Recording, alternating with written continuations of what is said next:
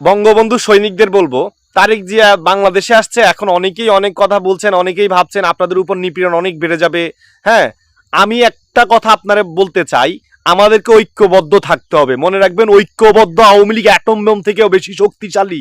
আওয়ামী লীগ ঐক্যবদ্ধ যদি না থাকে, তাহলে আওয়ামী লীগ অনেক নির্যাতিত হবে।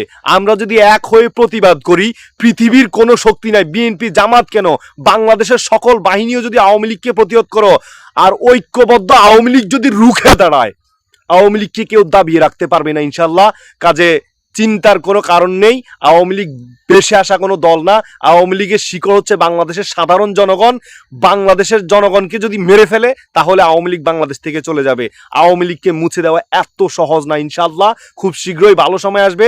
জননেত্রী শেখ হাসিনা কাজ করতেছেন, চিন্তার কোনো কারণ নেই। তো আমরা ঐক্যবদ্ধ থাকবো ইনশাল্লাহ। আমাদের কিচ্ছু করতে পারবে না কেউ।